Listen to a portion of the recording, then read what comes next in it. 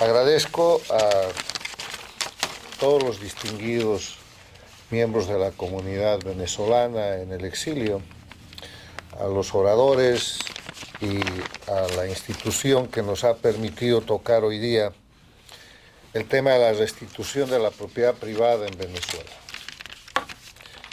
Empiezo afirmando que la propiedad privada es la base de la libertad. Sin propiedad privada no hay libertad, porque la propiedad privada permite tener opciones, permite tener capacidades.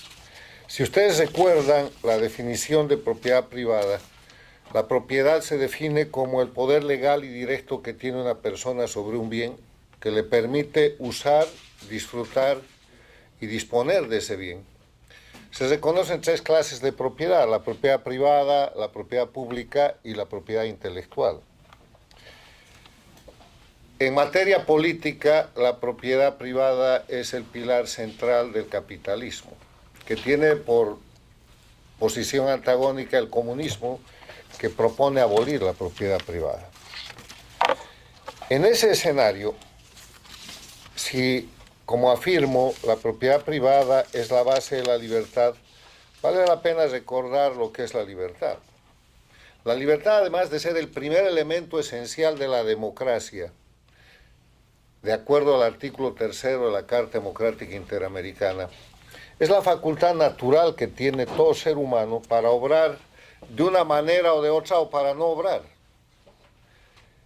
y ser responsable de sus actos, porque la libertad no es absoluta, la libertad tiene como contraparte la responsabilidad.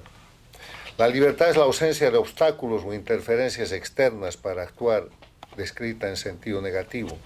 Y en sentido positivo es la capacidad real y la autonomía interna para lograr metas y para que cada individuo decida su propio destino. Ahora, en ese contexto viene el elemento de los sistemas de organización de la sociedad que simplemente están en función de la libertad, dando más libertad o restringiendo la libertad. El comunismo, el socialismo, quitando la libertad, haciéndola desaparecer para reemplazarla por una cuestión comunitaria que no es sino la falsificación para concentrar el poder. Y el capitalismo, el liberalismo, la democracia, permitiendo la libertad entendida como un freno al poder estatal. La libertad y la propiedad privada dentro de la libertad. Hay que entenderla también como un límite al poder del Estado porque garantiza la autonomía individual. Ahora, en ese contexto de lo que son los principios universales, además ratificados por el artículo 17 de la Declaración Universal de Derechos Humanos, que reconoce que toda persona tiene derecho a la propiedad privada, e institucionalizado como base legal por el artículo 21 de la Convención Americana de Derechos Humanos. La diferencia entre la Declaración Universal y la Convención Americana de Derechos Humanos es que la primera es una declaración, no es mandatoria, es moral, es ética, es principista. En cambio, la Convención Americana de Derechos Humanos es obligatoria, y es obligatoria para los 35 países de las Américas, y el artículo 21 reconoce que toda persona tiene el derecho al uso y goce de sus bienes y que nadie puede ser privada de aquello.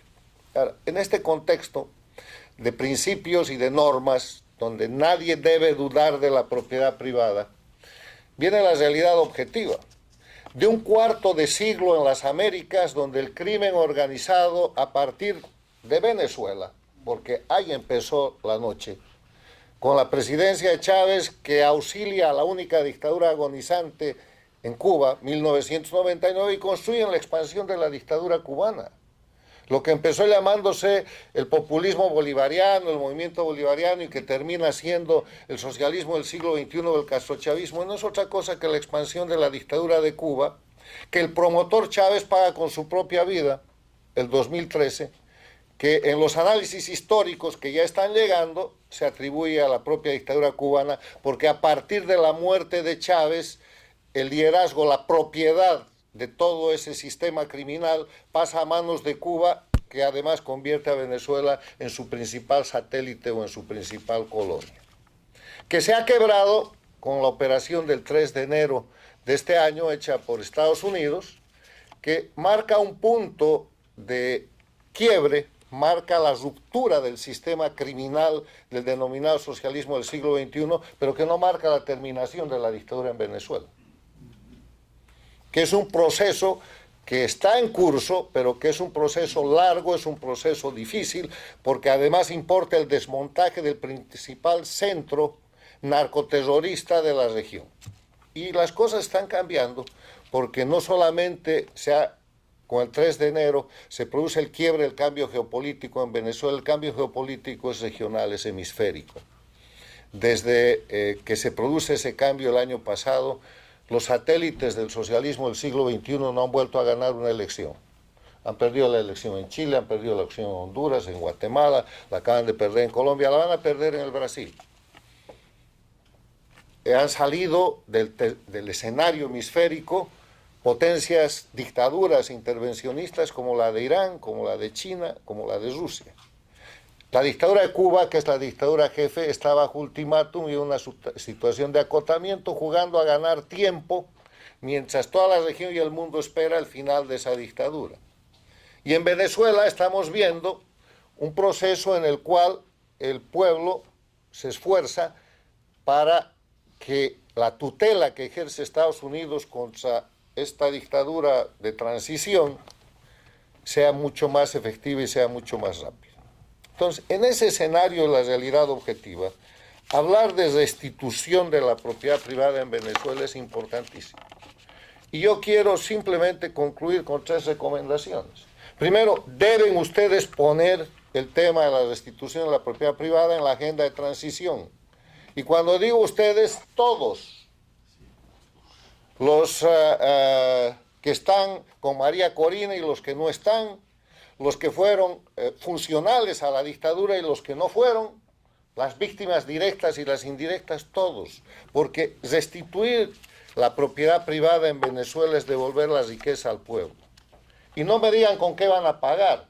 Van a pagar con la plata de Venezuela, porque tienen que priorizar este pago por delante de cualquier otro cumplimiento. Dejen de pagarle a los chinos, dejen de pagarle a los rusos, dejen de atender las cuentas de la deuda externa fabulosa que ha tomado el sistema dictatorial y criminal narcoterrorista y páguenle al pueblo, devuélvanle sus cosas, indemnícenlo, porque eso en Venezuela va a volver a generar riqueza. Se trata de restaurar el aparato de producción, de confianza y de libertad de Venezuela.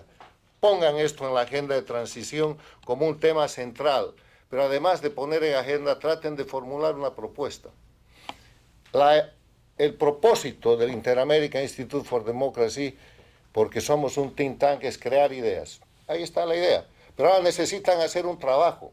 Necesitan que esto de la restauración, de la restitución, de la devolución, del restablecimiento de la propiedad privada que ha sido asaltada, usurpada por todos los mecanismos que ustedes han señalado, sea objeto de un plan nacional prioritario. Porque si no les restituyen al pueblo venezolano la propiedad que le han usurpado, no van a recuperar la democracia.